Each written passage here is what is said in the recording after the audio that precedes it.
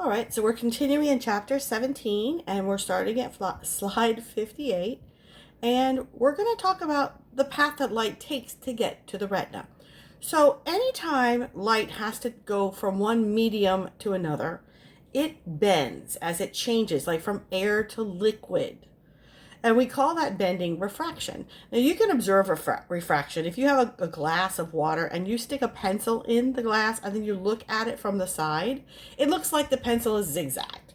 That's the bending of the light. So the image of the pencil is going to be in a different spot because the light from the image is bending as it changes from air to water. Okay, so this is going to be important. As an image comes into the front of the cornea, it's changing from air to aqueous humor. It's going to get bent.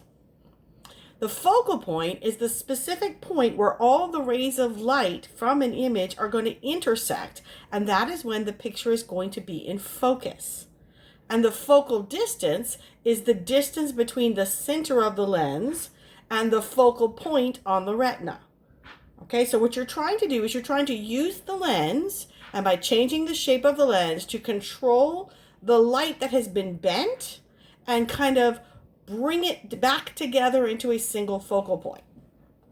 So here's an example. So here's light from a distant source, and here is the lens of the eye. So each of these little lines represents kind of like a light beam. Now, it's going to bend as it hits the lens, just like any lens bends light. It's already bent a little bit through the aqueous humor. We won't talk about that too much.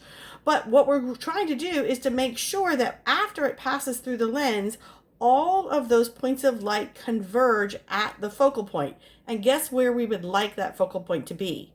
We would like it to be on the fovea centralis, that little tiny dot on the macula where we have the most cones. So the distance between the lens and the focal point is our focal distance. So if you're looking at something far away, the lens is relaxed and it has plenty of time and ability to focus that light back on the focal point of the retina. If we bring the source of the light close, if you try to look at something very close to your face, well, what happens is it would actually take a longer focal distance to bring those rays back into focus. So the closer the light source, the greater the angle of the light rays and the longer it takes to bring them back together. If we want to shorten that distance, we have to pudge up or round up the lens, and then we can reduce the focal distance. So if we're looking at things far away, we're hoping that it naturally lands on the fovea. If we are looking at something up close, the lens actually changes shape so that it can now focus those rays of light at the fovea. Now, not everybody's cornea is perfectly rounded and smooth on the front. And so anastigmatism is where there's another bend of the light because the surface of the cornea is uneven. And so that allows for more distortion of the rays because now we've got this other bending we have to deal with. And accommodation is when your eye automatically adjusts to provide clear vision. So it adjusts the width of the lens based on whether what you're trying to focus on is close or far away. It's actually harder for your eyes to focus on closer objects than it is farther away. Okay, so for close visions, we actually have to contract the ciliary muscles, which causes the lens to pudge, to get fat. That rounds the lens. So ciliary muscles that are holding the suspensory ligaments contract, and that causes the lens to round up. And that will help us move our focal point forward. Okay? For distant vision, we are able to relax our ciliary muscle. And when we relax the muscle, the lens flattens out. And then hopefully, again, we have our focal distance right here to the fovea. So by the time the light image gets to the retina, it is made smaller, it is upside down, and it is mirror imaged. And the weird thing is the occipital lobe of your brain is able to reverse all of that and interpret it as the way it was originally. Isn't that amazing? Your brain is pretty incredible. Now, visual acuity is talking about your clarity. How well can you see? And the standard rating is 20/20. That means that you can see what most people can see from a distance of 20 feet. A scotoma is an abnormal permanent blind spot, not your normal blind spot. And this is also not a floater. This is something's happened to you, an injury like the compression of the optic nerve, or you've had damage to some part of your retina, and it's now knocked out the field of vision in that spot. So you have a tiny or maybe even larger blind spot called a scotoma. Okay, so this is going to kind of show you a little bit of what the refracting is. So here's a long blue rectangle, and we're going to look at light coming from the top of that rectangle. And so it goes through the cornea, goes into the anterior cavity, and gets to the lens, and then we're going to bend it, and this is where it would be focused. Now, where's our fovea? It's about here. So if we're just looking at this, we may not be able to see it very clearly. It's not on the fovea. If we were looking straight on, any part of the bottom of the image would go through, get bent as it hits the aqueous humor, and get bent as it comes through the lens, and it would be up here. Again, not on the fovea. So the tops and bottoms of this may not look very clear because we're not actually focusing the image on the right part of the retina. If we were to focus on the middle, that's probably going to be the clearest part of the image. Now, this is also to show you how it is reversed and upside down. So we have a telephone pole. We have this canister on the right side of the pole. And by the time this image gets refracted and projected onto the retina, the telephone pole is upside down and the canister is on the left. Here's another one. Here's a fence with a blue picket and a pink picket. And so you see that the blue picket is on the left and the pink picket is on the right. By the time we project it, we have flipped it and the pink picket is on the left and upside down. If it were right side up, this would be the left side, right? And then here's the blue one. So your brain has an amazing ability to flip it all around. There was an experiment where a scientist developed glasses that flipped it before it hit the retina. And the scientist wore those glasses, and obviously the first day was very disoriented and dizzy, but his brain learned to flip it again. And then after 2 weeks, his brain was normal with the glasses on. He was seeing the world normally. He took the glasses back off, and his brain had to go through the transition and go back to how it was doing it before he put on the glasses. But his brain was able to do that within just a matter of days. Okay, so the way the lens of your eye works is very much the way the lens of a camera works. So you can adjust the lens to try to make sure that you get the focal distance just right. Just like you want to have the focal distance right where the film, this is an old camera, okay, or where the recording part of the digital device would be. Normal vision means that you can project the image and its focal point is exactly where the fovea is. So in normal vision, 20/20 vision, it will be exactly on your best vision spot on your eye. Myopia is called nearsightedness. That means your eyeball is actually too long. Notice it's not a perfect ball. This is kind of stretched out. And so what happens is the light that goes through the lens will actually meet and have a focal point, but it's too far in front of the retina. So the light doesn't just stop here. They would cross and keep going. And so they would become scattered on the retina. So it's out of focus. I happen to be myopic. That means I'm nearsighted. I see things up close very well, but I don't see things far away in focus without the aid of a lens. So how do you fix it? Well, you introduce a lens to start bending this light and spread it out a little bit more so that we can lengthen the focal distance. So it's a diverging concave lens is what we apply in front of the eye, and that lengthens the focal distance and moves it from here back to here. And now it is on the fovea and should be clear. Now, how can you determine if it has moved the right distance and what strength lens do you need? Well, if you're at the optometrist, he has to rely on you. We all feel like an eye test is like pass-fail, and we don't want to have a higher prescription. But it really doesn't matter. It's not like if you have glasses on, people are going to be like, oh my gosh, they're 2200. They don't know. Okay? So you just will need to be honest if he says, is A better or worse than B? It's 100% up to your honest answers to determine what exactly is the right strength lens to move your focal distance to be right on your fovea. Hyperopia is farsightedness. People with hyperopia can see far away clearly, but they cannot see close up clearly. And so the problem is their eyeball is too short. By the time the light rays converge, it's behind the retina. So we need it to converge earlier. So we add a convex lens, and that will cause the focal point to move forward, and now it is on the retina. So what we have so far, we have hyperopia is farsightedness. Let's go back. Myopia is nearsightedness, and emmetropia is normal vision. Now, if your vision is not the way you would like, there are certain procedures that they can do that can kind of shape your corneas and have your cornea serve as a place to bend the light. Okay, so these are LASIK patients, and it's variably successful. Not successful if you're over 40, by the way.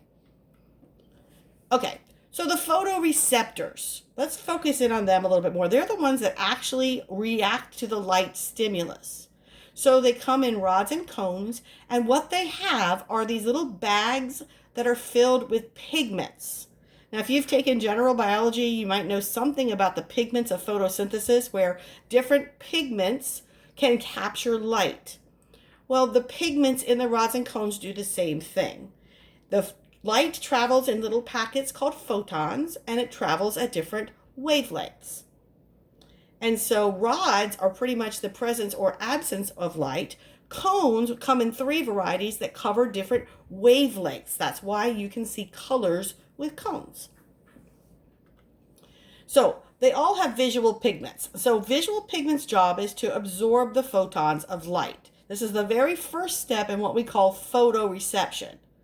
Now, these pigments are going to be made of a chemical called rhodopsin, which is in itself made of an opsin protein plus retinol. Now, we get retinol from vitamin A. We get vitamin A from carrots. So that old wives' tale that carrots help your eyes work better is actually true. If you have enough vitamin A in your diet, you can make plenty of retinol, and that is required for you to be able to see. So what happens? In these rods and cones, this outer segment, the segment closest to the pigmented layers, where we have these stacks of membranes filled with the photopigments. And the light has to go through the entire eye, past all of the vitreous body, past the ganglion cells, past the bipolar cells, past the main cell body of the rod and cone, all the way to these stacks.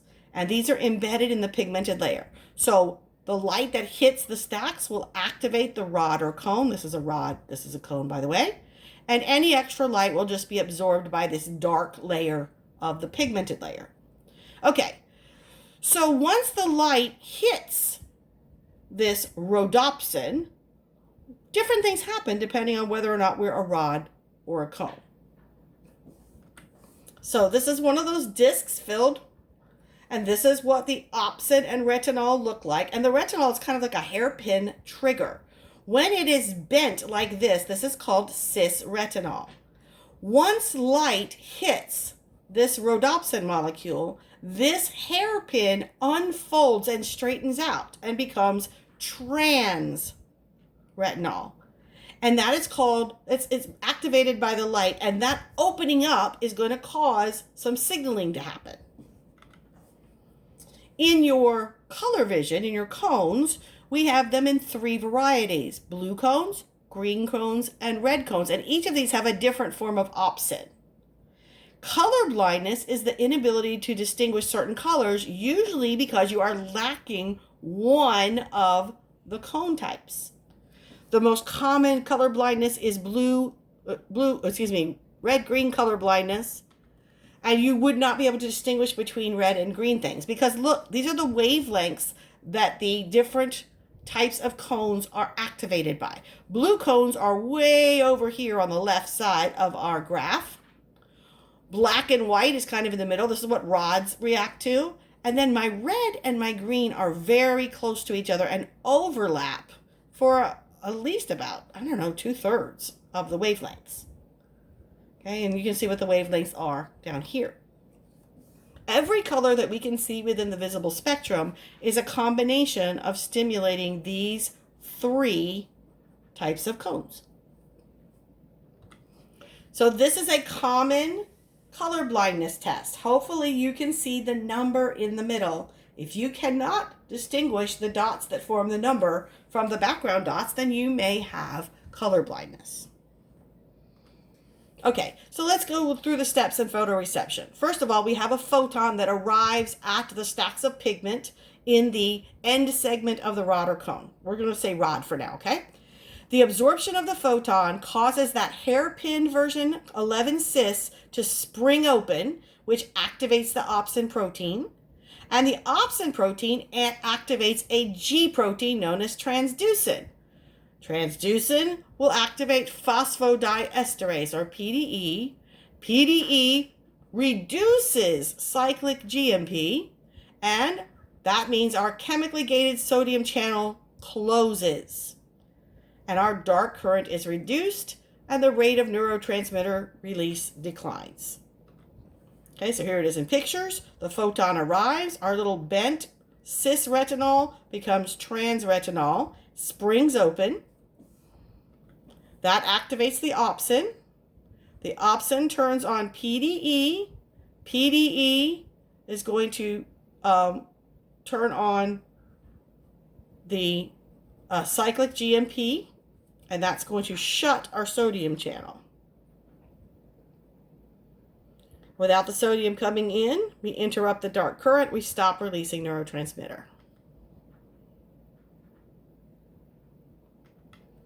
Now, once that cis retinol becomes trans retinol, it takes a while for it to get reformed in the bent form. And so after a rod has been exposed to light, we say it has been bleached. And we have this time period where we have to get over the bleaching. People may suffer from night blindness or nyctalopia if they have a deficiency in vitamin A. Okay, so here's a little graphic showing you that same circle around. So where does the bleaching happen? Right after the photon hits. We're pretty much bleached. So notice you could sometimes go from a light room to a dark room and a dark room to a light room. If you go from a light room to a dark room, it takes your eyes a while to become dark adapted. Okay, after you're dark adapted, you're operating with your cone, or excuse me, your rods, and you're very susceptible to little low levels of light. After we turn the light switch on, it actually hurts your eyes because all of those rods are bleached all at once, and you have to wait a little while for the cones to take over, and then you can see again. Okay, it actually takes longer to go from light and get dark adapted than it goes from dark to light adapted. The dark to light adapted is more abrupt. Here's another disease, retinitis pigmentosa, that is characterized by the retina. The retina is degenerating on its own. Okay, so let's trace the pathway. So we start at the rods and cones, okay? And we're going to end up in the visual cortex, which you should remember is in the occipital lobes of the 2 hemispheres. The messages have to cross 2 synapses before they even get into the optic nerve toward the brain. They have to go from the photoreceptor, that's the rod or cone, to the bipolar cell, and from the bipolar cell to the ganglion cell. And it is the axon of the ganglion cell that is actually the optic nerve and goes all the way around to the brain. Now, the last cell, the ganglion cell, comes in 2 types. There are M cells, and they are monitoring rods. They're big, and they give information about the general shape, the motion, or shadows in dim lighting. The P cells are going to monitor the cones. And in the fovea, you have 1 ganglion cell for each cone. So you have a lot of ganglion cells around the fovea. These are smaller and more numerous than the M cells, and these fill in the information about the edges of the shape, fine details, and the color. We also have on-center and off-center neurons. It has to do with clusters of P and M cells, and it's talking about the receptive field.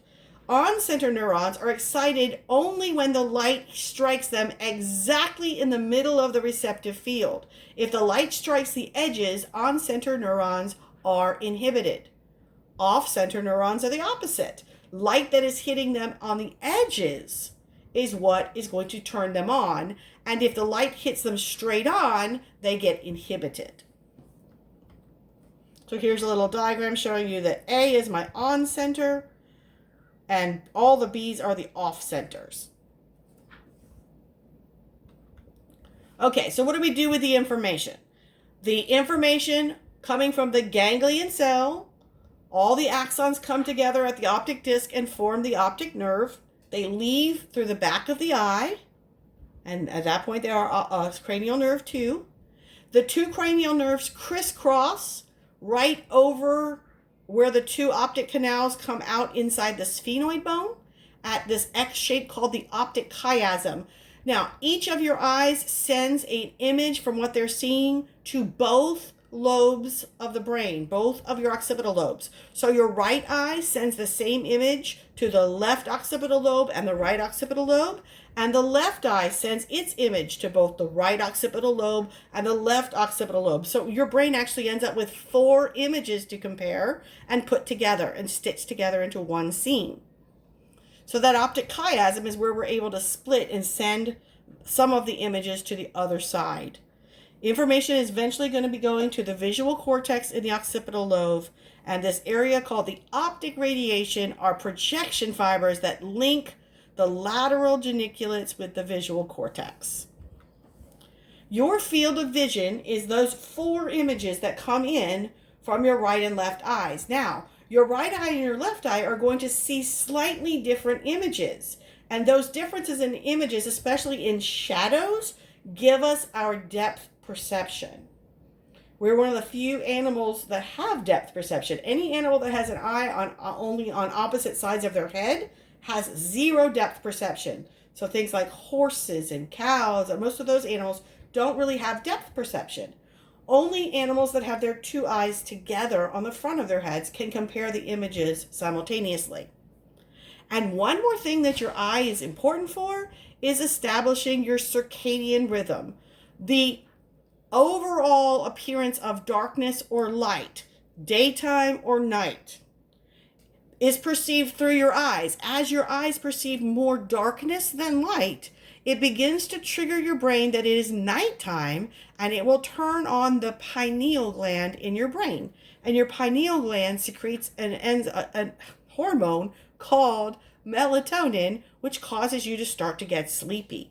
So it slows down your metabolic rate, your blood pressure, and your breathing, and starts to make you drowsy. A lot of people are very sensitive to this, and if they go into a dark movie theater, have a really hard time staying awake through the movie.